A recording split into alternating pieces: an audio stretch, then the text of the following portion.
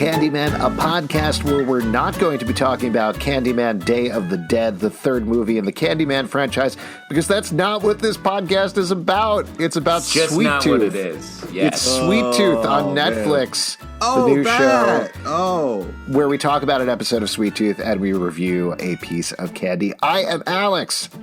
I'm Justin. I'm Pete. And on this episode, we're going to be talking about Sweet Tooth Episode 5, What's in the Freezer? Oh, man. And later on in the episode, we're going to be reviewing Pete's favorite candy. That's been heavily teased on this podcast, so that's very exciting. Don't play with my emotions. We're not reviewing my favorite candy. We're not? No. You said it. No. You said it was your favorite. No, Reese's Pieces is my favorite. We're doing Reese's Peanut Butter Cups. Oh, you could just break it up into tiny pieces and then eat it. And that's the whole... It's not the same That's thing. what it is. Now, we'll get into the episode of Sweet Tooth in a second, but I went to the gas station, and they only had these Reese's Pieces that, like, they had the candy shell, but they had chocolate inside and then a peanut in the center. It's basically the same thing, right? You're an asshole. I went to the gas station, and the ghost that runs it handed me a handful of broken glass and peanut butter, and was like, "Is this Reese's Pieces, Alex?" I can't believe your gas station that you go to. It's all artisanal stuff. Like, no, I will. I will must tell be in you a why. bougie area. We of Brooklyn. really should get in and talk at Sweet Tooth and save this for the end of the podcast. But I don't fuck around with Reese's peanut butter cups. Those are making mine. Okay, that's what's going on. This is your favorite candy. That's what's going on. And I did go to the gas station, and they had an insane array of Reese's peanut butter cups. They had the big cups with pretzels. They had some sort of thing with like a brownie blondie cake at the bottom or something like that. But I was like, nope. We gotta go. I love the idea of this carless man, Alex Zalbin, walking into a gas station, being like, "Hey, I'm back again, just trying to sample some candy." And they're like, "What the fuck are you doing here, dude?" The fun joke that I do every time when I walk in is I point to my mouth and say, "Fill her up." Oh wow, wow! Yeah. I believe it. First time he filled it up with gas, and that was bad. But then, yeah. When are we reviewing the ultimate candy, gasoline? I mean, we probably should have themed that with this episode because there's a lot of stuff getting burned down. Now, usual spoiler warning here. We're going to rush through. We're going to rush through. No, we're not spending a lot of time on candy. I'm saying the recap portion we're going to rush through. So I definitely watch the episode. Just say it in a nice pace. Don't get all gassed up on your car candy. I'll tell you what, I'll do it James Brolin style. How about that? There it is. Well, sometimes on Sweet Tooth, Gus and Jepperd are traveling through the wilderness. And they go along with Bear, but the real Bear is the emotions they're going to have to deal with. Oh man! All right, no, I'm not going to do that the entire time. I will blow out my voice. I think that's the new segment. We're going to get you a vocal coach to really Brolin it up. Mm-hmm. He's great. I love it. I mean, we do kick off with this framing device where Gladys, who we last saw leaving what we now know as Rockridge, the community where Singh was, she is hiding out. She faked her illness. Abbott comes after her, kills her, and finds out that the book... I don't know if kills her. They have a little injection needles. That's just could be. Maybe it was penicillin or something. That could have been a COVID vax. Yeah, exactly. They're gonna have to come back in like 4 weeks to give her the second dose. That's right. Say we must redose Gladys. Let's really take care of the people. So Abbott is going after the hybrids. He's going after Singh. That ties into Singh's storyline where they killed Nancy, stuck her in a freezer. No, they were clear. She got horsed. Yeah, she got horsed. Speaking of which, this is a little bit of a side trip, but you can check out comicbookclub.threadless.com right now for the official Get Horsed t-shirt to celebrate your favorite show, Sweet Tooth, and your second favorite show, the prank show, Get Horsed, as mentioned in the last podcast. It is live now. But what was nice is they had a nice moment. They were like, "You didn't kill her." We'll get to the storylines. We'll get to the storylines in a second. But let me just say on the merch front, I don't know how many Get Horse T-shirts we're looking to move, but I feel there are going to be 3 going out the door based on this group right here. I'm definitely getting one. I'm going to be kicking that right out the door and into my chest.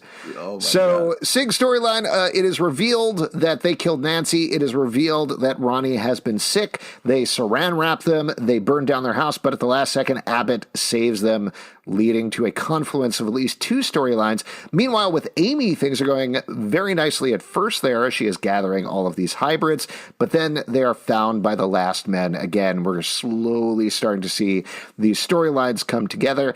And Gus and Jepperd, as we talked about the last episode, and as you were worried about, Pete, they meet up with Bear almost immediately. She gives them the information on what's going on with Gus's mommy. And they wander through a big flower-filled valley called the Valley of Sorrows. Gus falls in, has a hallucinatory experience, visits with his poobah a little bit, has visions of the future, perhaps. And by the end of the episode, though, they have formed a little bit of a détente. Gus and Jepperd and Bear have been fighting all episode, but they find the train at the end. So things are looking up for them and very poorly for everybody else. Let's get into the episode. I do actually, let's start with Gus and Jepperd again, and Bear, because, as we said, Pete, you were very nervous we weren't going to see Bear again, nervous we weren't going to get this information, but we do pretty much right off, and I thought that was great. Well, yes, very. I'm just upset that you're moving past what I thought was like an unbelievable, really cool shot in the beginning. Like it. Well, in the recap, I didn't talk about every scene. That's I know, what the rest but of this discussion I don't want to miss. I don't want to skip this part because we're going to talk about it later, and then like we might miss this little part. But I can't frame my criticism without criticizing you, Alex. Is that? Yeah, all right. That's fair. Like, pretty good job, Alex, but you didn't have my opinion. You didn't say my opinion. In all of the advanced reviews of Sweet Tooth that came out on, I think it was May 26th, most of them criticized my performance on this podcast. Yeah. It is crazy. Yeah. Well, you're a part of the show, if nothing else. I mean, your kind of Brolin was really awful. Anyways, no, I just thought it was what I really like. They see me Brolin. They hate it. They're riding dirty. You are the worst, the absolute worst. Yeah, I just thought it was a really future career, brilliant shot. Anyways, yeah. So wait, what shot? What are you? What shot? You just said the shot was brilliant. Yeah, I was trying to explain it before, and you guys were doing bits, so I moved on. It's a shot of the like billboard outside of town, and then like pans up to show the house where she is jamming out to some music to, and it's like this beautiful, like starlit kind of shot. You can see this little house in the background. It's really fantastic. And I have a question for you. Was that James Brolin on the billboard? It kind of looked like it, didn't it? I think it was. I'm not 100% sure, but it definitely looked like him.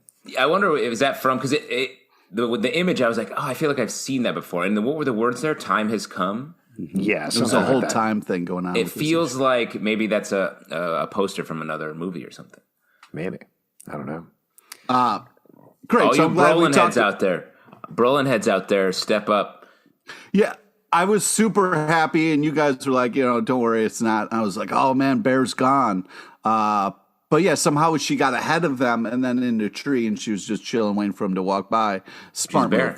Yeah, she's bears love trees. And I'm also glad that we got the envelope right out of the, because it was like, holy crap, what if she never gets that information? And they could really use that if they're going to Colorado. So like, great to kind of like, and then you guys also were like, oh man, what are they going to explain the flowers? And they did that in this episode too. You guys really on point with a lot of things. They didn't. They didn't a little bit. The part we talked about last time that I think we're curious about is, do the flowers actually correspond to someone with the sick? Like they're saying here, like maybe this is a mass grave, and that's why there's so many flowers there. And then we see later that the Singhs, there are a ton of flowers growing in their yard as Rani keeps getting worse sick. Yeah, but it seems like the flowers have some kind of power or something to them because they help Gus kind of get in touch with his, inner pep talk there. And we got to see. Well, there was a lot of stuff that I felt like, and not to the detriment of the show, I don't say this as a slam by any means, but there was a lot of big vibes of other things going on here. Certainly lots of Wizard of Oz with the poppy fields, Gus falling asleep there, having a dream, having a vision, and then the whole dream itself felt very Hansel and Gretel as well, following the trail of candy through the woods. So I think... I don't know. I loved all this stuff. I thought this was a really nice, really smart, really direct episode. I know I'm probably focusing on this stuff too much, but one thing that I did want to mention that we haven't talked about yet is I love these episode lengths that back in the day, Netflix used to honestly overstuff episodes. I think they were going for trying to keep people on the platform for too long. The shows were 60 minutes, 60 plus minutes. Here we're getting these very direct 40-minute episodes, not to get too wonky about it. It's actually 38 minutes this episode. That's what I'm saying. I think and 48 seconds. Great. Thank you, Pete. And thank you for emphasizing my point and attacking me at the same time. I really appreciate it. That's what I'm here for. But a lot of these episodes, they vary. We've talked about this with other shows as well. And the thing that I don't want to get too wonky about, but Netflix changed the way that they measure and talk about shows, where basically they want people to watch 2 minutes of a show and that's it. And I think once they made that decision, potentially, this is just pure speculation, but I think that really freed up creator to make the episodes as long as they need to be. And if an episode needs to be an hour plus, awesome. Here, it's really leaving me wanting more every episode. They're telling these very direct stories that all tie together, and they only need 38 minutes and 43 seconds or whatever it is, and that's fine. It doesn't need to be an artificial 42, 45 minutes, whatever. That's great. I enjoy that. I do agree. Let the show length be what it is, so that way we're getting what we're supposed to be getting and not anything more.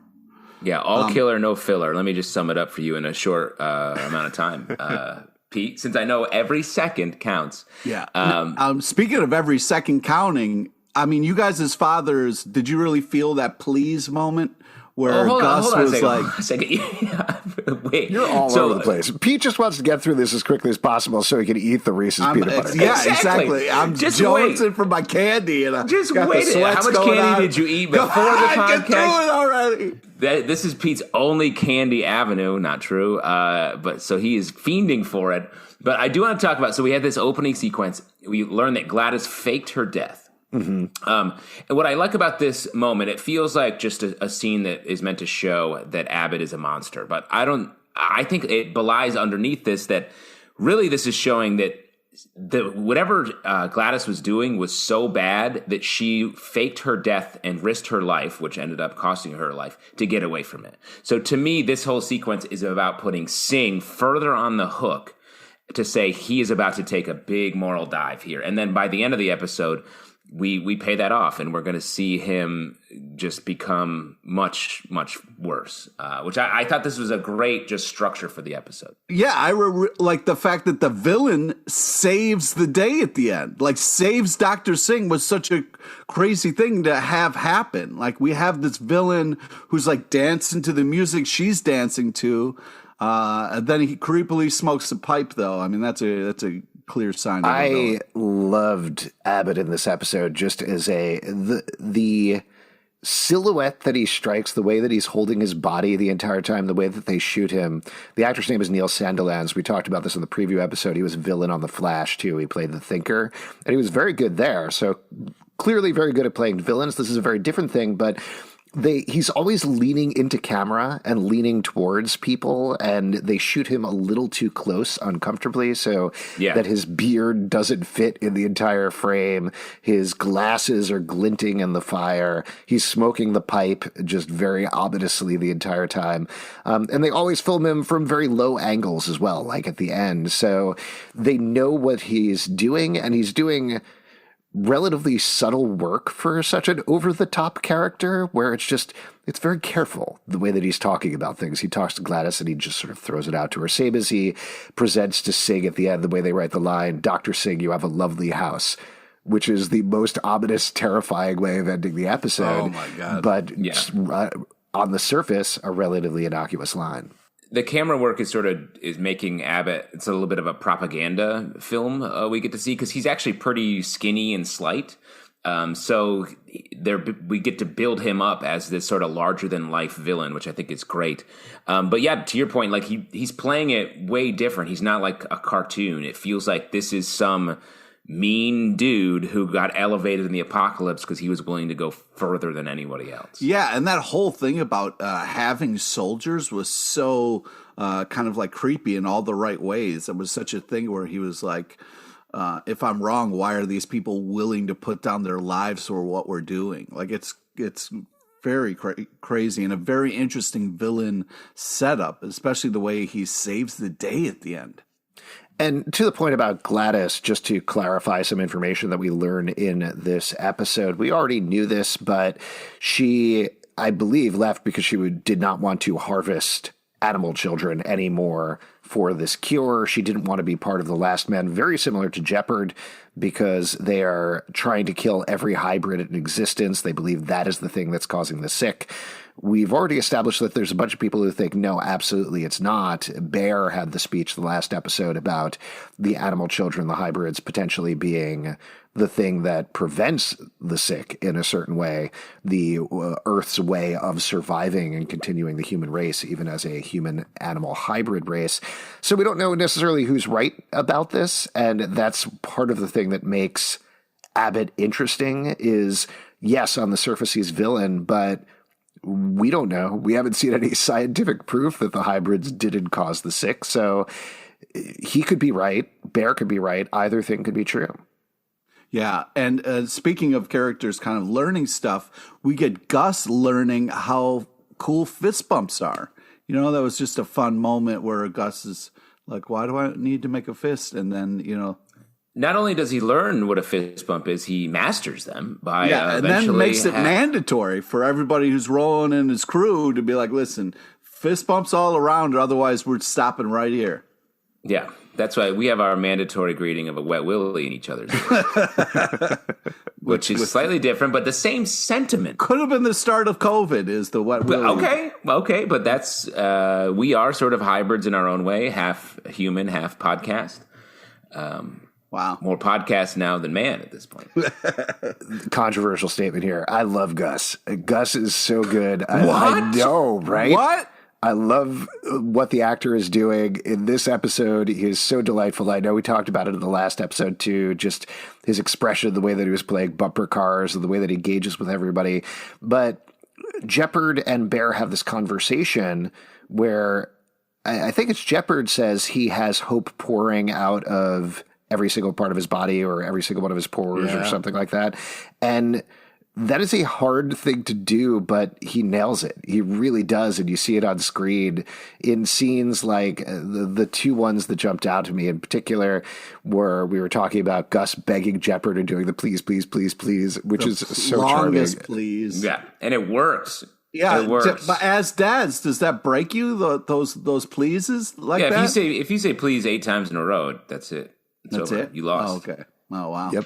7 times. No, holding firm. 8 times. Because to me, I don't have children, so I'm just like, you're using the same word over and over again and repeating yourself. It's not going to get you anywhere. You know what I mean? Yeah. It depends on how tired you are, I think, to be honest. Oh, definitely. Everything depends on that. I do think. The only other moment that I wanted to mention, other than the please, please, please, that I thought was so charming is when Jepperd says, I'm going to come with you to Colorado. And they have this super wide shot of Gus squealing and trying to hug Jepperd. And Jepperd is so huge and Gus is so small. I loved it. My heart grew 5 sizes larger that day. You're the Grinch. So you have a size 5 heart? I had a heart attack is what I'm trying to say. I'm sorry. What I like about this a lot, too, in this episode, their relationship, is Jepperd has sort of become a little bit more childlike in this episode specifically. I feel like he's much younger than he was when we first met him, especially with Bear there, and they're sort of competing to be the parent for Gus. And the bit where he's like, I found a bunch of caramel apples, and he's like, okay, he's out of earshot.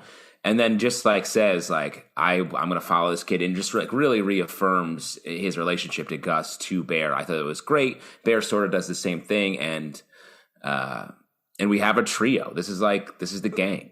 Yeah. Yeah. It's fun. And like the banter back and forth is funny. Like, you know, Jepp is just railing on the fact of like, oh yeah, I'll listen to you. You're the one who dresses up like an animal and kills people or whatever. So the back and forth is enjoyable, even when they save Gus and they're still fighting over who got the parachute and who had to wear the helmet. It's very fun. You believe this parachute stuff that they made up for the show about people jumping out of airplanes? That was hysterical. Crazy. Yeah, it does sound insane. It sounds insane to be like, yeah, people for fun would jump out of an airplane and hope a little blanket saved them. Like, no way would I ever do that. Most of the time, people, like, as far as I know, are inside planes. Like, you would never really want to jump out. I just wanted to do a quick point of clarification. What Jepperd says is that there is a caramel apple tree, which was very funny.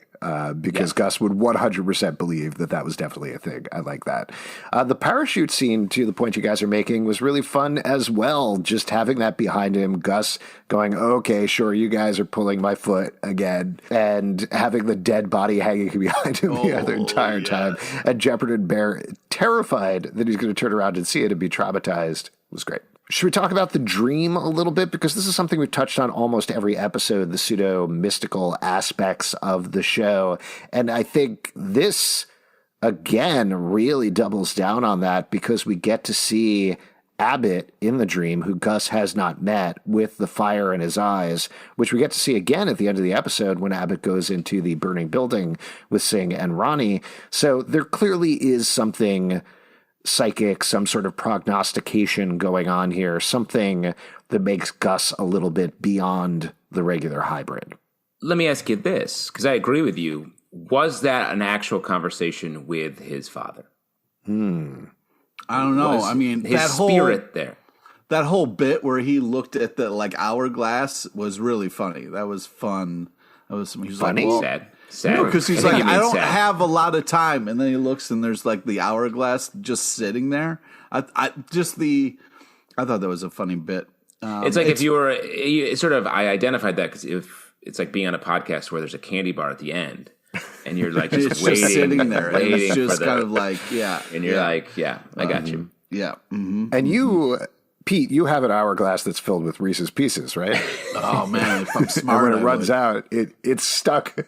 So that shit would be smashed open in a heartbeat. The bottom is open, so it's basically like a funnel that Pete puts in his mouth, and it just drops in there over the course of an hour. I lose a lot of time that way. It's like that episode of The Simpsons where Homer goes to hell and they're like, you're going to eat all the donuts in the world. And he's like, yop, yop, yop, yop, yop. That's Pete with Reese's Pieces. Yeah. I don't know if that's really Pooba in the dream or not. I don't know. That's a good question. I think like while I was watching it, I certainly felt this is Gus's memory of his father, but it's certainly something that is giving him information. You know, there is information that he does not know. Be brave. Yeah. And it didn't really feel like his Pooba necessarily. You know, it was certainly more encouraging and forgiving. So it might be something else. No, I think interesting. Something actively guiding him, like an internal sense, or no? I think something external. Whether it's, I don't know, not to get too floofy. Like it could be the collective unconsciousness of the hybrid children. It could be the Earth, like we talked about the last episode. It could be something very mystical like that potentially, but it's somebody who's telling him, you're ready now. Look at yourself, Gus. You're ready to go on this journey. You're ready to do the thing that you were meant to do. We don't know what that thing is yet. And I was certainly struck by the idea that Gus's journey in terms of the show right now is find your mom, right? That's his goal as the hero of the show. And relatively speaking, that's a big emotional goal, but it's a small world goal. So it feels like there's something that we're heading towards at the end of the season, whether he finds his mother or not, that is going to send him into the next phase of his journey that is going to be something even bigger and something about potentially the fate of the world. The mirror part was weird because, like, anybody who knows, when you're tripping balls, you never look at a mirror. Okay, it's awful. It's the worst thing you can do. So yeah, I'm glad that they kind of like had at that point things got weird because that's on par. That's regulation to what happens. Pete, I'm very surprised that you didn't call out that dog came alive and licked Gus in this episode. That felt like that's the sort of thing you'd be super into. Yeah, it was adorable and kind of crazy. At first, I thought like maybe the last man had found him and it was like a dog licking him and he was kind of daydreaming that it was his dog. But yeah, that animation part was good. There was a weird shot where it was like a big man and bear and the background looked a little bad. But overall, I thought like the animation and stuff. Are you talking about the bridge stuff? Yeah, the bridge stuff. Yeah, the bridge stuff didn't quite work. That was the first kind of wonky green screen thing. Well, yeah. That was the second time I've been pulled out of the show. The first time was when the Muppet Bobby showed up, but you know, Bobby. Oh, Alex just really pushing the vocal reel. Before we move on, what was your childhood toy that if you were tripping balls would come alive and lick you? What was your stuffed animal? Oh, I had a little eraser of a Cabbage Patch Kid that I used to play with all the time. An eraser?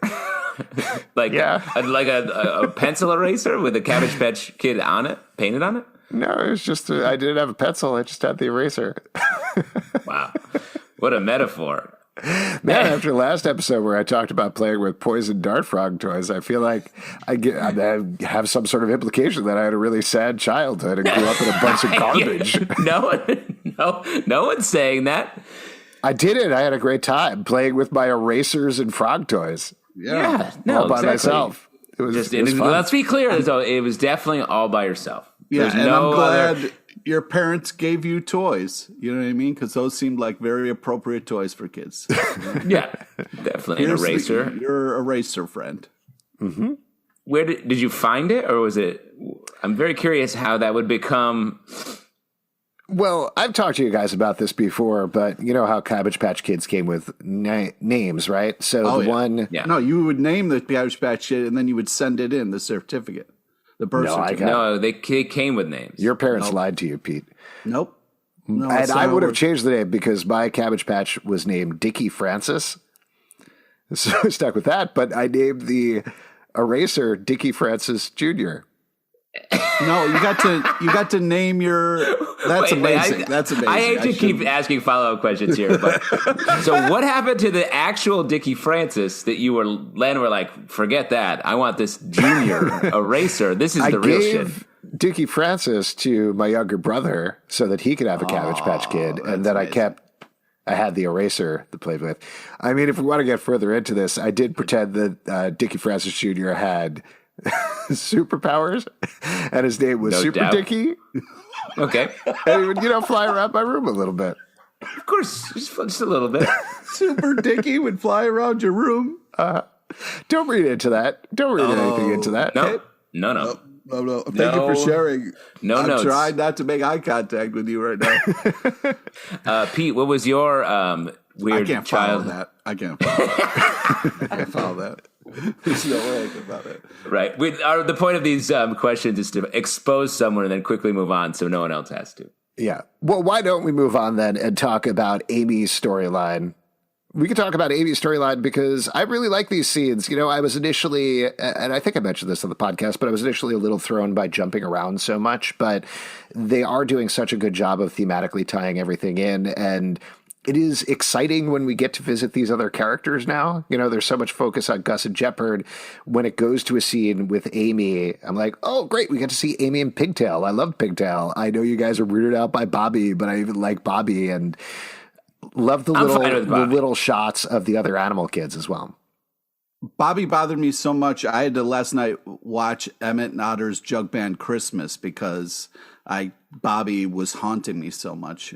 Wait. Felt like, you had to watch that to make it better? Yeah. Because Bobby was haunting me with that kind of looked like a bad puppet, just like that movie was like, kind of like you could really tell. Anyways, Christmas in June. I agree with you, Alex. I do like these scenes as well, and I think it's because the way that they're slowly sort of coming together. I've talked a lot about how this show has just tension oozing out of every pore alongside hope.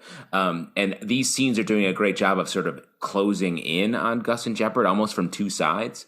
And the fact that Abbott is now sort of tied to the Aimee stuff through the flyer that he finds, and then now directly tied to Singh by the end of the episode. And we got to see those flyers early on, so it was cool too. Well, that's another thing that we should really talk about is the timeline is very interesting on this show, and they've been relatively subtle about it, but it makes sense if you've been watching. Like you're saying, Pete, we got to see these flyers. They were dumped over Yellowstone where Puba was. He hid one from Gus. I think we saw it in Singh's storyline maybe at some point as well. Yeah. But it'll be interesting to see where all this ends up, because it almost feels like we could be heading to a place where this Aimee story is now happening in real time, but potentially what's happening with Gus and Jepperd is kind of happening in the past, and it's all going to come crashing together, potentially.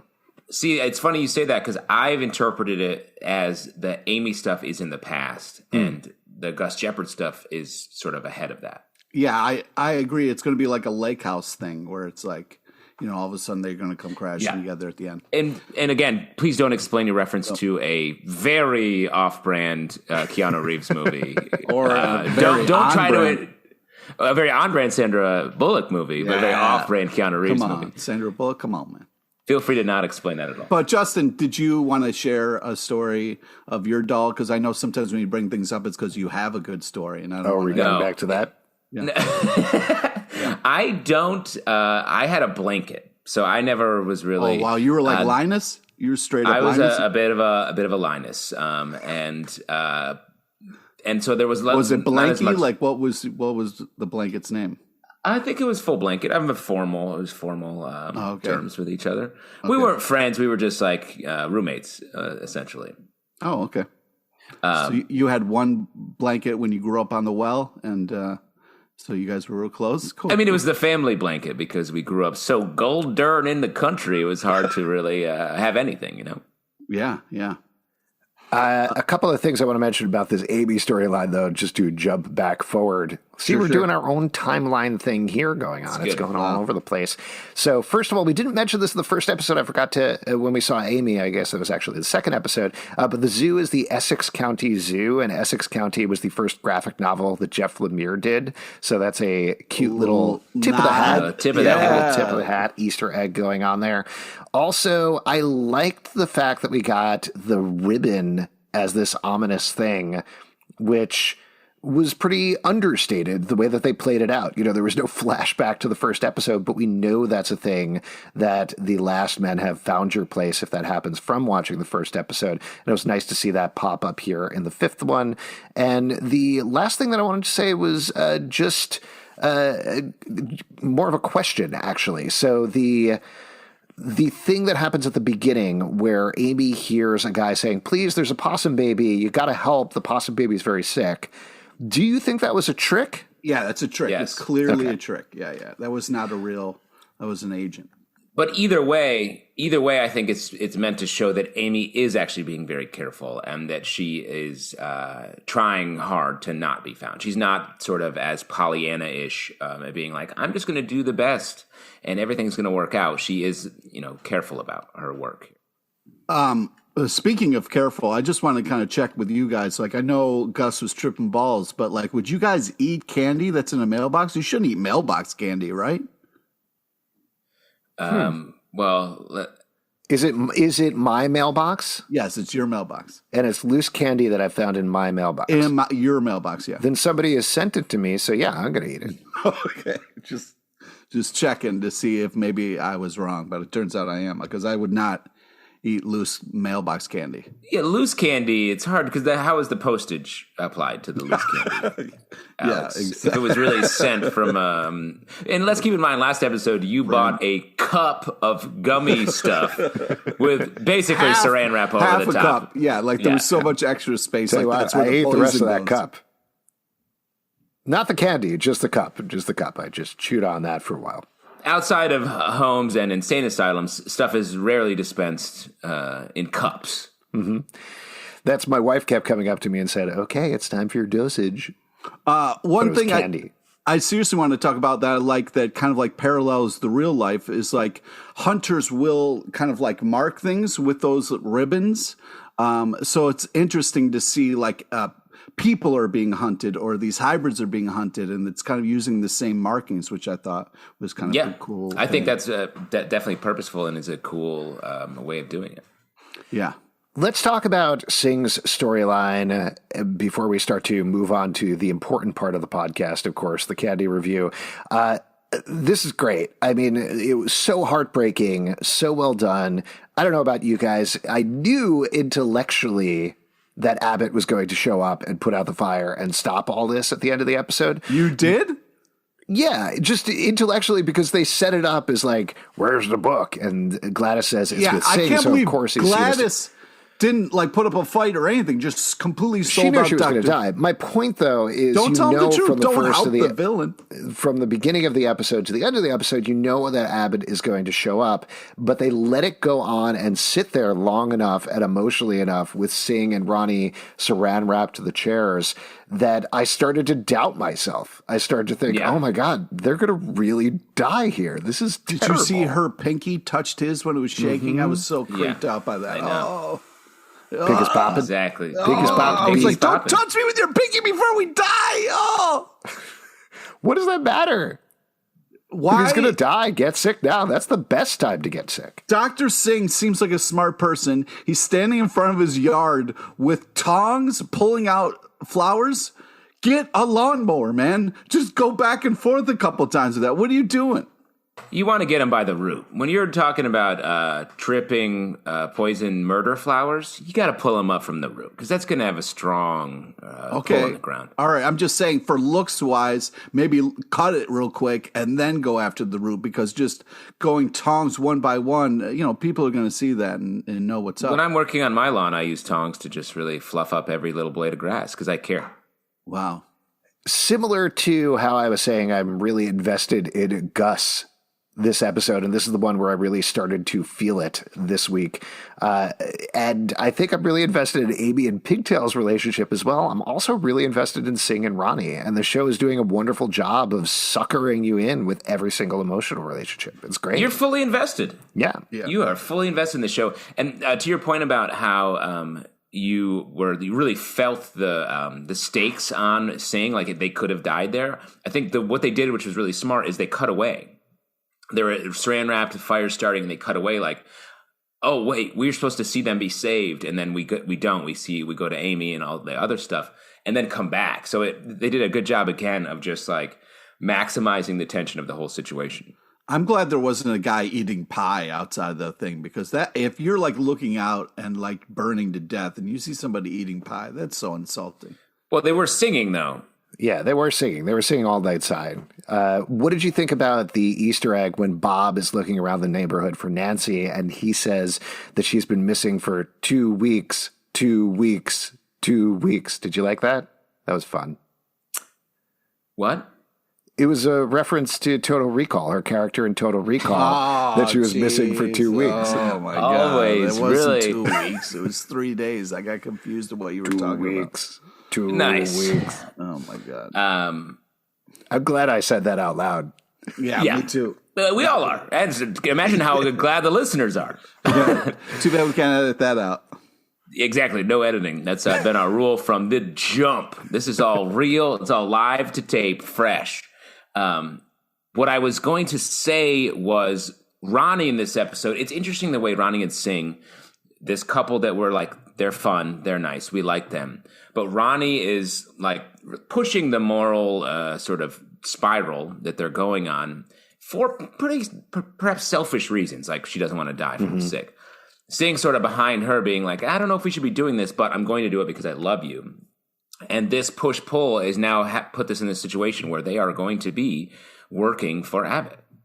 And the whole, like, Dr. Singh, like, when they were riding on the horsey together to go get the kind of shipment, And the emotional roller coaster of you walk in like, oh, where is she? Oh, she must have left early. And then we're kind of putting it together like, why isn't she there? Oh, my God, the freezer's open. Oh, my God, Nancy's in there.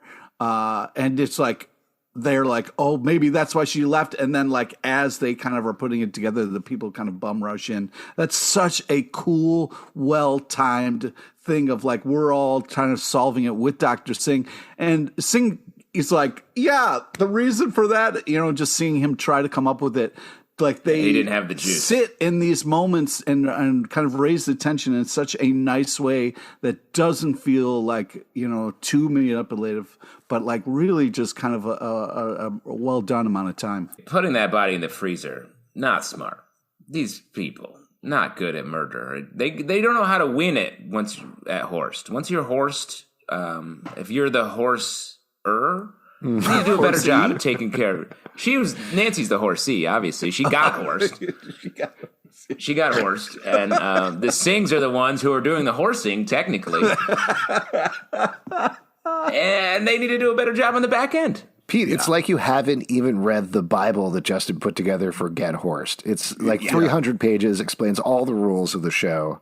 If we're going to make this show and sell this show to maybe Netflix, they'll take anything. Floor is lava, Get Horst, put it together. Perfect synergy.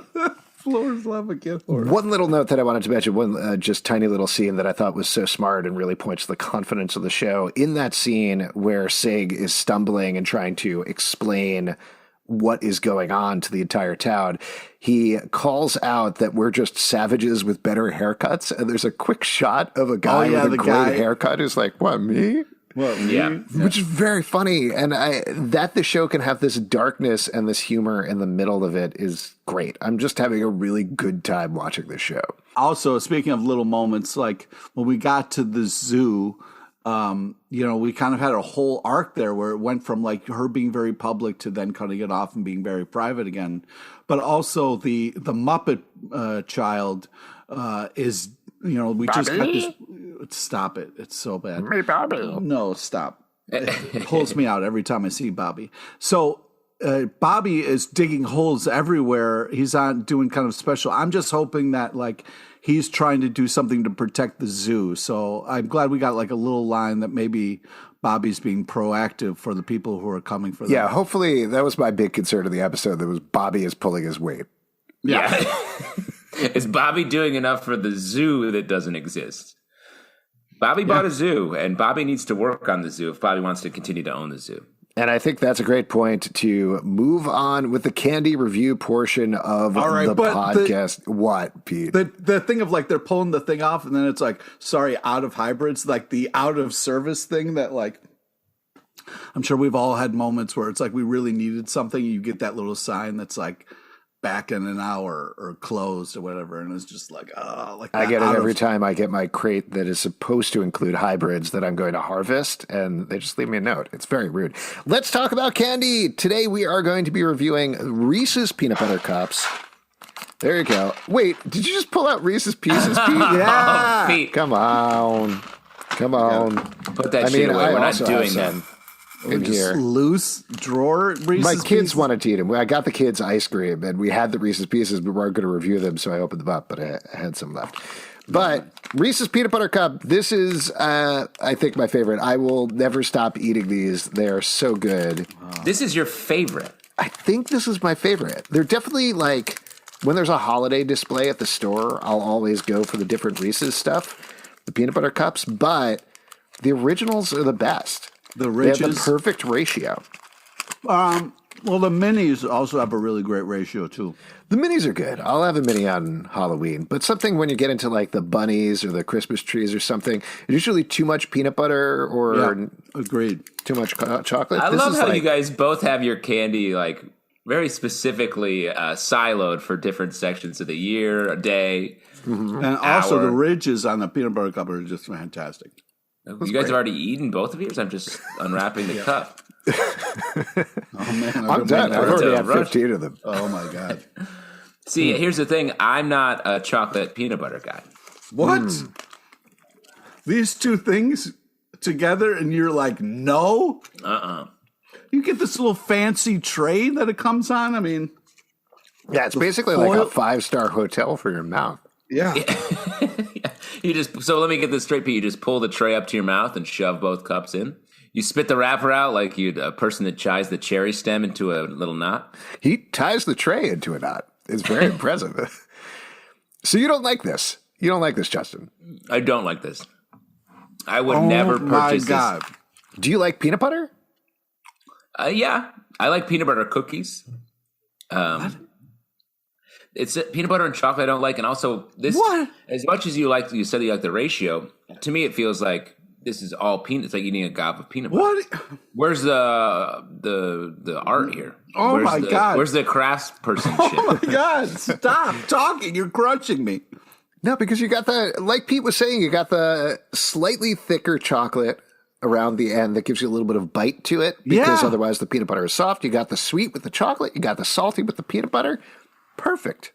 And these are big enough that you take a bite of it, and then there's more. Yeah. Get two in there, like a Twix. I'll tell you what, the rest of the stuff we've eaten, I could resist eating all of it. I got to eat both of them. Oh, you got to eat both. But here's the thing. From my perspective, when I see it, there's more, I'm like, got to keep working on this peanut butter. How can you not? All right, peanut butter and jelly, right? You think that's good together? Yeah, that's a sandwich. Okay, great. Call it a sandwich. Call it whatever you want. But I'm just saying that, like, you don't like two amazing things together. I'm saying, what else is wrong with you? Like, what other things don't you think go together? See, I'm more like, salt and vinegar potato chips. Okay. That's a win right there. Oh, okay. So if it was like a salt cup with vinegar sloshing around inside of it, you'd be all in. I'd be like, I'll just drink that. Just drink that straight. Does a body good. Oh, my God. And here's the thing, and I know this is perhaps controversial, given everything we talked about. I do like Reese's Pieces. Really? Wow. Because in the Reese's Piece, and of course, a Reese's Pieces, like, there's less chocolate, and the peanut butter is like, just like, boop. My biggest problem with Reese's Pieces, not to jump on you, Justin, and definitely you, Pete, but there's not enough. I got to eat a bunch of them. There's a whole bag of them. You get a whole. No, but at the time, like, eat one of them and then it's gone. That's why it's a handful at a time, man. Well, that's why I like the cup, is that it's... the Reese's Pieces are my favorite because it's more portable. And, this is like a fancy... I got to be sitting down. I got to be like... The Reese's Pieces are great. It's, more manageable. Yeah, because you eat the peanut butter cup with a knife and fork. Right, exactly. I got to get a cloth napkin, tuck it in. Dinner. Yeah. Hey, please, pass another cup. I will have another cup. Thank you, Alfred. We sort of touched on this, but I want to know from you, Pete, just other than Reese's Pieces, those aside, because we're not even talking about that this episode. Reese's Peanut Butter Cup.